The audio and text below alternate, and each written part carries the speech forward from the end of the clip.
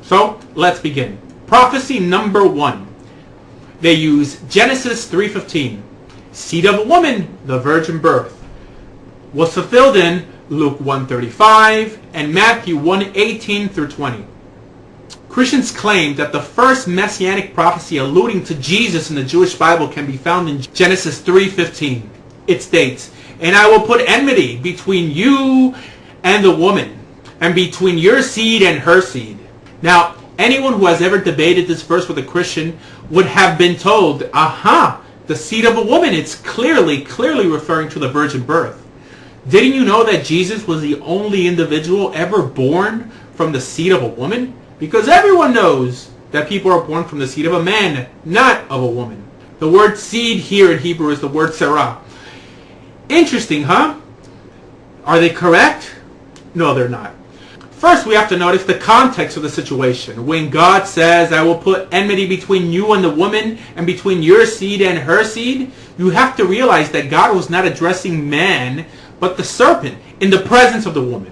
You see, it would not have been correct for him to state, "I will put enmity between you and the woman, from your seed and his seed." So the mention of her seed is not a messianic prophecy, but is actually referring to all of Eve's future descendants.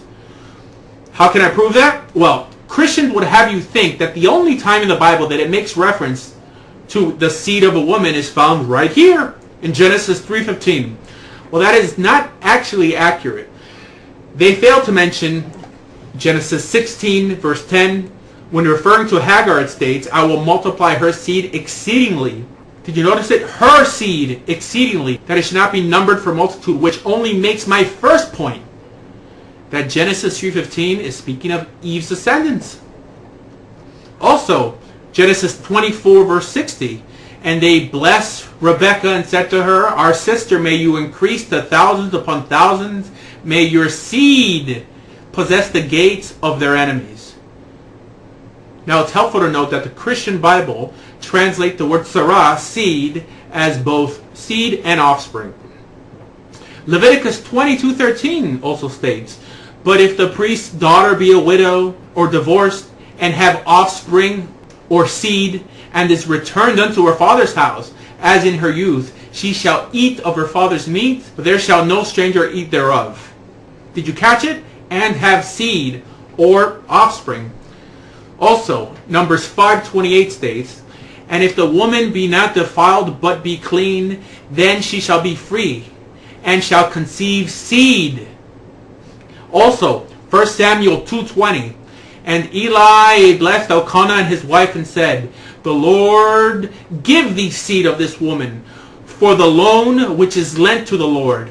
Also, Ruth 4:12, "And let thy house be like the house of Perez, whom Tamar bare unto Judah, of the seed which the Lord shall give thee of this young woman." Also, 1 Samuel chapter 1 verse 11, "And she vowed a vow and said, O Lord, if thou wilt indeed look upon thine afflicted handmaiden, and not forget thine handmaiden, but will give unto thine handmaiden a male seed," or offspring. So, you probably already guessed the results of this so-called prophecy. It's A, it's not a prophecy. F, argument not consistent biblically. And G, error in translation.